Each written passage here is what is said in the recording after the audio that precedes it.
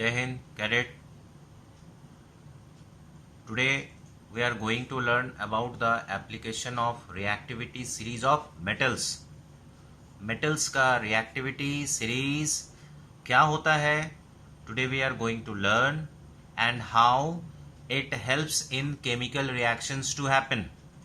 Chemical reactions को ये कैसे कंप्लीट कराते हैं, कैसे इसको समझा जाता है, that we have to learn and it is a very important part of our board examination and all the examinations where we have to learn the chemical reactions and equations. So chemical reactions and equations के जो reactivity series है कुछ इस तरह से हैं. See here, potassium, sodium, calcium, magnesium, aluminium, zinc, iron, tin, lead, hydrogen, copper, Ag means silver, gold and platinum. So this is a reactivity series and it is placed as per the seniority. Seniority के आधार पे इसको रखा गया है. यानी कि potassium is most senior बोलने का क्या मतलब है कि that is it is highly reactive. Sodium is just below potassium. इसका क्या मतलब हुआ? That is sodium is less reactive than potassium.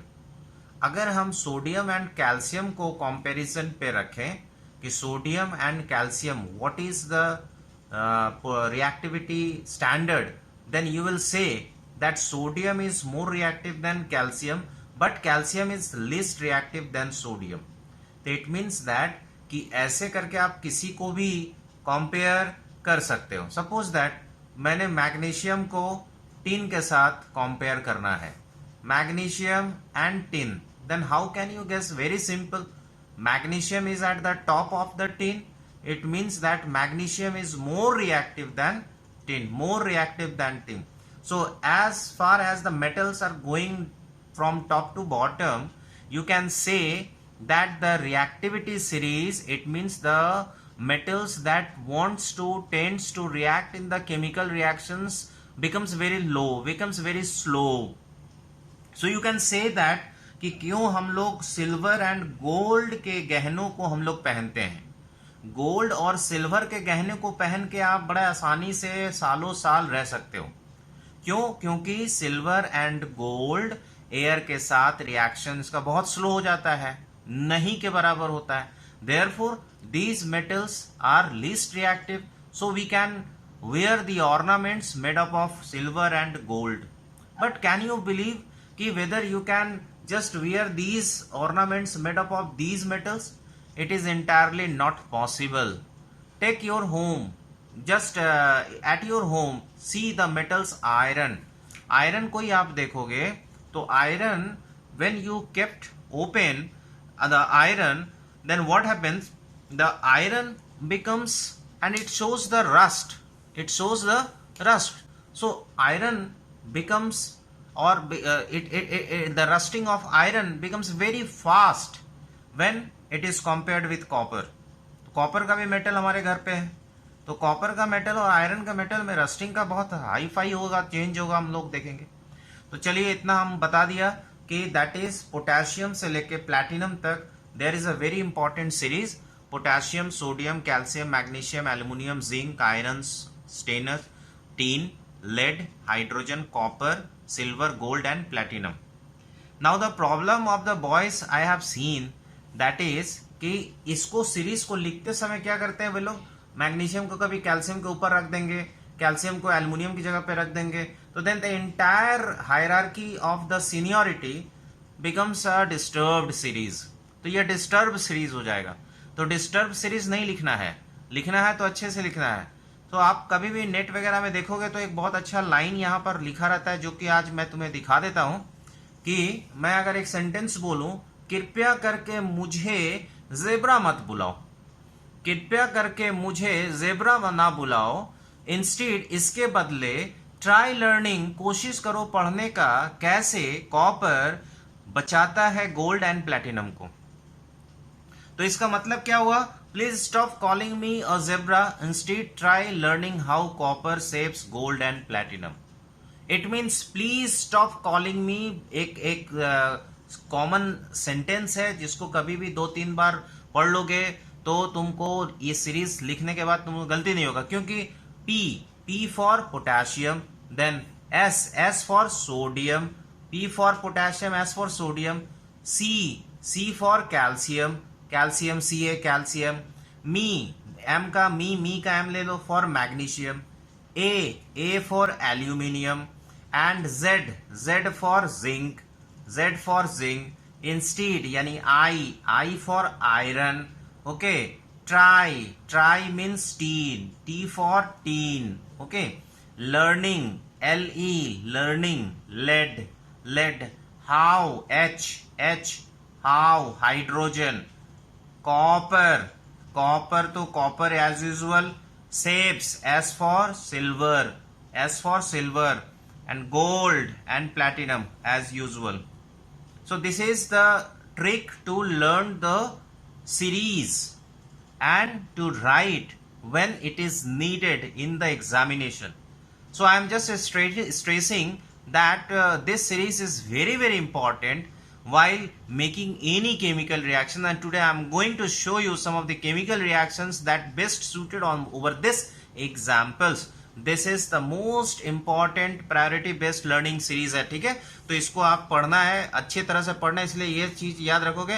Once again, please stop calling me a zebra, please stop calling me a zebra, please stop calling me a zebra. In this way just tell 2-3 times, automatically you will learn up to this one, okay. पूरा एक साथ मत लड़ो, पूरा एक साथ नहीं करना है, पहले तुम इतना ज़ेब्रा तक सेंटेंस बनाना सीखो, and then instead try learning how, in this way tell something and thereafter write this one. So in this way you can just learn this series without any effort. A simple way है, तरीका है पढ़ने का। चलिए अब हम लोग पढ़ते हैं इस सीरीज का एप्लीकेशन क्या है, what is the application of this series. Because जब तक हम इस सीरीज को पढ़ते हैं, जब तक हम लोग इसका यूज नहीं करना सीखेंगे तो कैसे समझ में आएगा।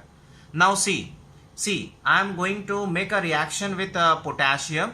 Now potassium and potassium oxygen reacts. Chemical reaction start हुआ, potassium and oxygen.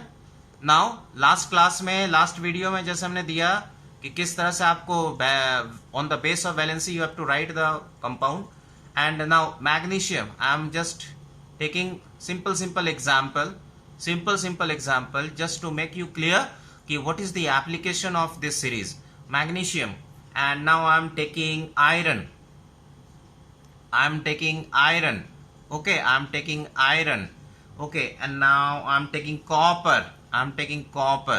So first of all, अगर आपको क्लासरूम में बोला जाए कि चलिए you just explain the importance of the reactivity series of metals. See here, these all are metals, but you can see only one element is there, that is hydrogen, which is a non-metal. Why it is kept here?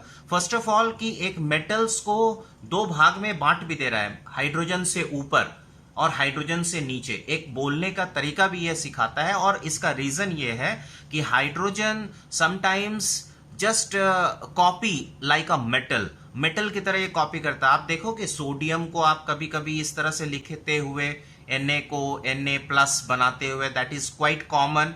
Like that hydrogen को भी आप जो है, hydrogen को भी आप इस तरह से लिख सकते हो, हाइड्रोजन को H+। तो it means that it copy the metal, it copy the look of the metal, therefore it is kept here, okay. बहुत ही सिंपल एक्सप्लेनेशन के साथ याद रखो, तो बहुत ही सिंपल तरीके से इसको पूरा करना है ना। Now come to this topic कि पोटेशियम ऑक्सीजन से रिएक्ट करता है। Then tell me, in the as per the last video what we have learned, potassium reacts with oxygen. तो first of all valency, तो ये सारे ऑक्सीजन का valency क्या है, दैट इज 2, ओके, ये तो कॉमन है। और ये इसका वैलेंसी क्या है, मैं साइड में लिख दे रहा हूं 1 फॉर रिकॉल, ओके। इसका ये 1, ये यहां पर भी नहीं लिखो, ये थोड़ा सा छिपा के लिख रहा है ना, 1। इसका वैलेंसी क्या है, 1। इसका वैलेंसी क्या है, 2। इसका वैलेंसी क्या है, 2। इसका वैलेंसी 2 और 3 दोनों होता है ना, 2। एंड कॉपर का वैलेंसी 2, 1 and 2 दोनों होता है, तो हम 2 लेंगे, ओके। तो सी 1 1 2 2 2, तो इसका मतलब है कि now potassium reacts with oxygen, तो that the compound will form, it will form KO2, simple, because KO2 ये या K2O, then which one will be right? Which one will be right? I'm just leaving on to you. Think K2O or KO2. Then you will say कि since its valency is 1, so it will transfer its number to oxygen, and since its valency is 2, the number will be shown here. So it means that K2O, the compound will be K2O. Out of these two, which one will form? K2O. So just write this, okay?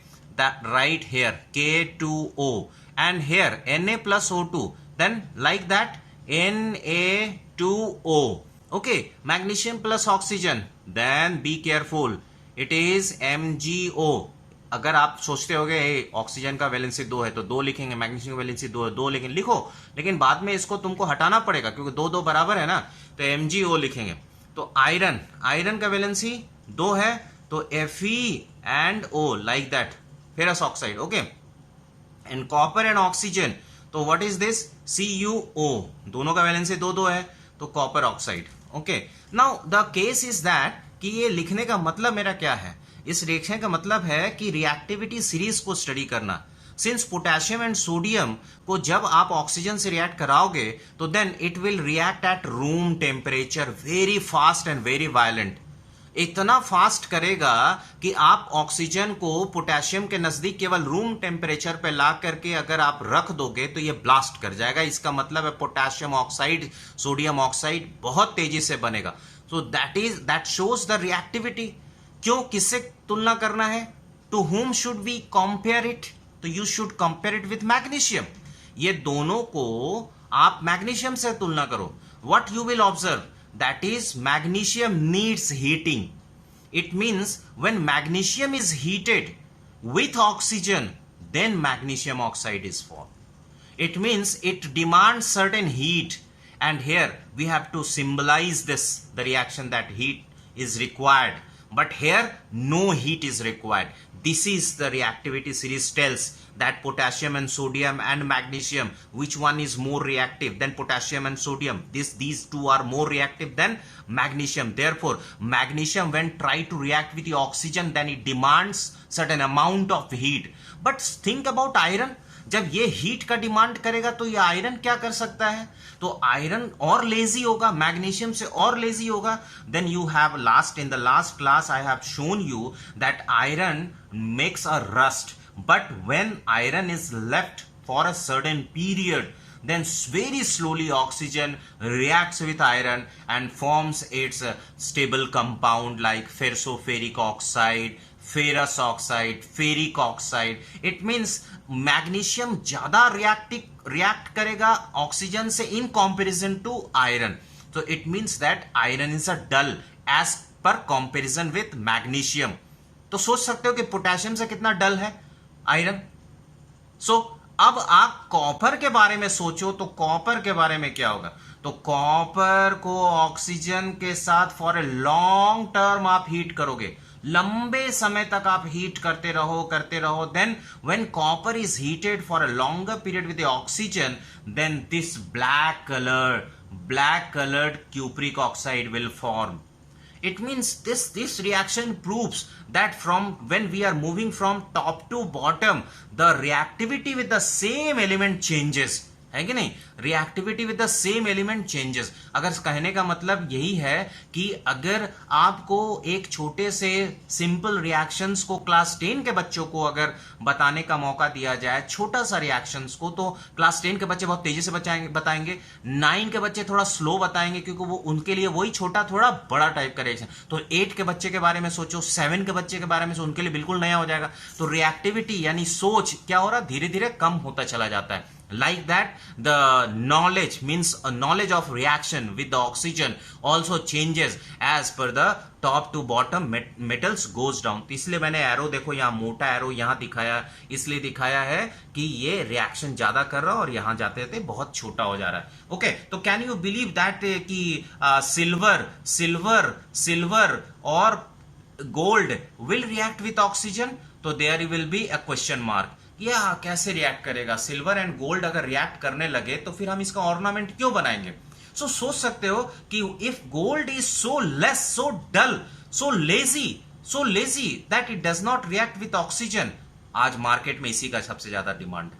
तो सोचो कि reaction मतलब chemistry में क्या होता है, जो सबसे डल होते हैं उसका रेट बहुत हाई हो जाता है, और जब से फास्ट होते हैं जो उनका रेट तब स्लो हो जाएगा, मार्केट में उसका दाम कम हो जाएगा, सिर्फ उसको रिएक्शन में काम कर सके। तो देखो गोल्ड का और सिल्वर का कितना दाम है, प्लैटिनम तो उससे भी महंगा मिलता है। तो इस तरह से ये भी एक प्लस पॉइंट है, स्लो रिएक्शन दिखाना भी मेटल के लिए कभी कभी नाम कमाने के बराबर हो जाता है। तो that's all about this reaction.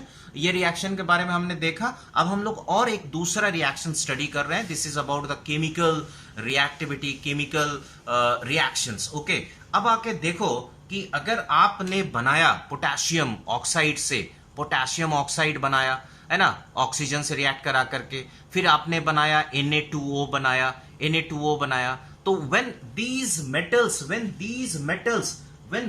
metals suppose that आपने मैग्नीशियम ऑक्साइड भी बनाया, अभी आपने मैग्नीशियम ऑक्साइड भी बनाया, सपोज दैट एक फिर से देखो खूब अच्छा लगेगा समझने में, अगर आप तीनों को पानी के साथ रिएक्शन कराओ, तो reaction with water with these metal oxide, ये बिल्कुल नया नहीं है, you just have made right now, 2 minute पहले आपने बनाया magnesium oxide, sodium oxide, potassium oxide. Now just collect those potassium oxide, sodium oxide and magnesium oxide and then just try to make it react with a cold water. अब चलिए इसको बहुत ठंडे पानी से आप रिएक्ट कराइए। Now you will see amazing case that it reacts and forms a KOH, it reacts and forms an NaOH, it reacts and forms an MgOH whole twice।